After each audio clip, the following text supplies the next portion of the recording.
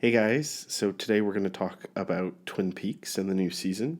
Twin Peaks The Return as opposed to season 3, but obviously season 3. And I'm going to give you a little bit of my opinions now that we've reached the halfway mark. Because the Zoom Productions has only really started putting up videos the last month and a half, I haven't really done any video reviews for Twin Peaks episode by episode. So this is going to sort of encompass how I feel about these first 8 episodes. And I got to say that I'm pretty mixed about how I feel. There's certain really high points so far. I'm loving Dark Coop. I'm loving Diane.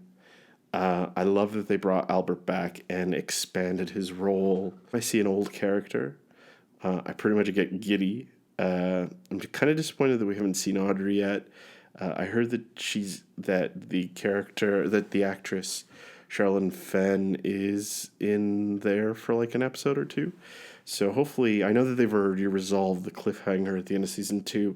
She was in a coma after the bank incident, but so those are some of the high points. Like I said, I'm still waiting for a couple of people to show up. Her being like primarily one of them, just because I loved her character in the original seasons, and I did always think that she was going to hook up with Coop. It was a disappointment that she didn't. Then they brought in Annie, but there is a really cool theory that evil Coop. So potentially spoiler alert. That evil Coop, who after he left the Black Lodge with Annie, was seen in the hospital visiting Audrey, who was in a coma.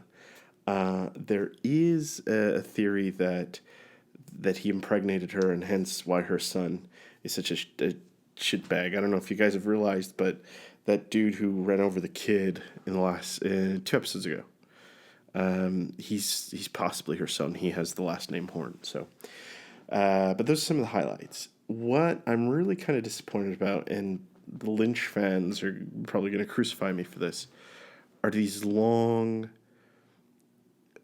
uneventful moments. Like I remember in the first episode with that guy in New York just looking at the box and that opening of just nothing going on. And people are going to say, well, that's Lynch. That's how he does it.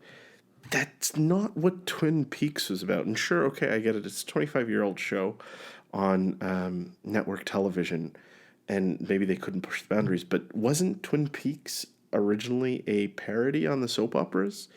I don't understand why such this big tonal shift. I get that Fire Walk with Me, the Twin Peaks movie, was a slight departure from the show, but it still had a lot of moments that when you watched it was Twin Peaks. But this show, it does feel like a drastic change. And then the last episode, there must have been about 20 minutes of nonsensical things happening. The weird visuals inside the nuclear explosion in 1940. I don't know, 1942 or 1941. I forget when it took place. The New Mexico scene where it shows the birth of Bob. Which, by the way, did we really need to see the birth of Bob and how he was created? Didn't we already know he was the personification of evil? Like, did we need to see him come out from a weird umbilical cord? And even them adding the idea that something decided to put out a Laura Palmer to sort of counteract this evil. Once again, did we really need that? Originally, they didn't want, and I'm talking about Mark Frost and David Lynch, didn't want to resolve the Laura Palmer death. And here they want to create some sort of back origin to all of this. I don't know. I feel like they're straying a little bit from what Twin Peaks was. And I know some people are going to say that that's the intention, is to stray from what it was. But why make it Twin Peaks? Why not maybe conceive of something else? The newest thing is the men, the coal men, or whatever you want to call them. The Give Me a Light man. Not a light. Not a light. Who goes around killing people in the 50s, crushing their heads as he recites that poem. I don't know. I didn't find that to be very interesting either. I know that the creators and the actors all say that this is going to lead somewhere.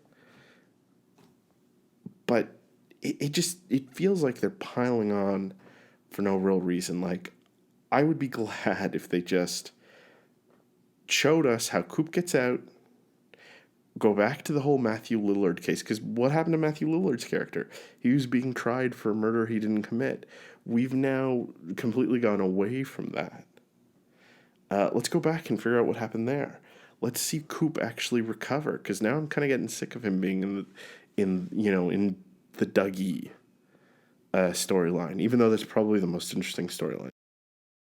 I do get excited when we go back to the town of Twin Peaks. By the way, how funny was the Wally Brando moment watching Michael Cera do a raspy Marlon Brando imitation was great. I have great respect for my godfather. That was fantastic. Probably one of the funniest moments of the show.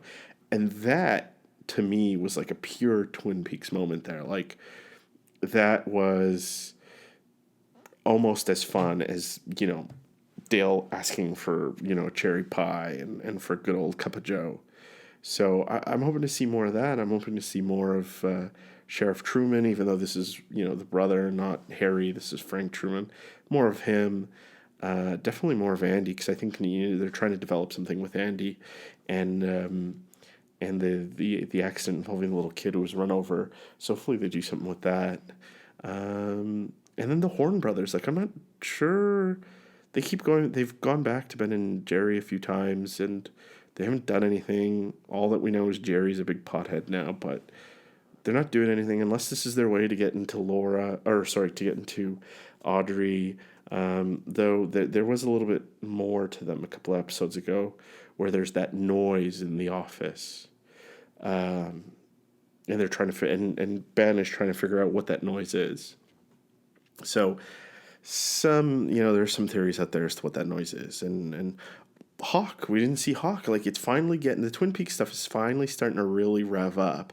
Hawk found a couple of the missing pages of Laura's diary. There's finally this idea that he's thinking he knows, maybe how to find Coop. And Frank spoke with Doc Hayward, and he's sort of starting to figure out that, the wrong Coop may have come out of the Black Lodge. So, I wish they went back to that. I'm not sure why they had to do this time travel, go back in time and see, the origins of Bob. It's really, really unnecessary. And people have to stop using the excuse that, oh, well, it's Lynchian and this is how it is. It's all about the visual. I'm sorry, but you got to tell a story, and it's got to be clear. It's got to be cohesive. Fine, you want to throw in some weird imagery in there? They did it in the original, and the original was not this abstract. Not this abstract at all.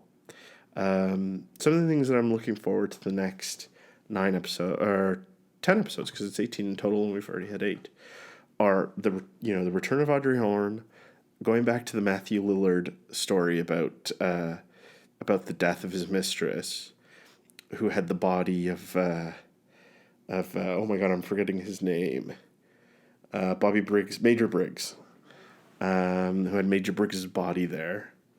I want to go back to that, and I want to go back to Twin Peaks and figuring out if Andy's gonna go after Audrey Horne's son. By the way, that's the theories, that Audrey Horne's son, and definitely want to go on Hawk and Sheriff Truman's adventure and trying to figure out where Coop is, where the good Coop is.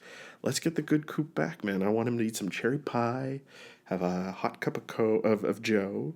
Let's get this going, man. Let's get back on track. Overall, listen, I'll give it a 6.5 so far out of 10, and maybe the last 10 episodes will completely explain everything, and it'll all make sense, and it'll blow my mind, and I'll be like, oh my god. But right now, it's not quite as good as it's not anywhere near as good as season 1. It's not as good as the first half of season 2, but it is a little more interesting than the second half of season 2. Definitely the middle portion of season 2.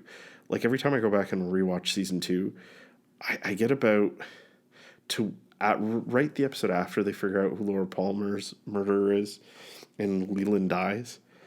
I usually get really gets hard to get past that. It really kind of a struggle to get past that because it's so slow, so slow. Until they introduce Annie and they introduce the new nemesis. But that's it. That's so far. That's what I got to say so far in Twin Peaks. I'm probably going to start doing week by week a week by week review so that you guys can know my opinion per episode. Each episode, I think, in these first 8 episodes, each had their own thing. I think that it got strong between episode 3 and episode 7. Like 3, 4, 5, 6, and 7, I think were really strong episodes. Episode 7 is probably my favorite thus far. And episode 2, because I think that's where the Wally Brando came in. But episode 2, I think, had the most straightforward narrative and kind of pushed the plot along a little bit, where 8 kind of was very abstract, very, very abstract. I know what it was trying to do, and I get it. I don't think that it was needed. I don't think it's needed. I don't think you need an explanation for that kind of thing. I think we know what Bob is, or I think that should have been left to our own devices. I don't think we needed to know that Laura Palmer was supposed to be the counteraction to Bob. We didn't need to know that. Laura Palmer, the whole mystery surrounding Laura Palmer originally was fun in itself. I don't think we needed to know that she was meant to be there. But yeah, as the season goes on, I'll be definitely giving you episode by episode reviews. Thank you very much, guys, and remember to like and subscribe. All right.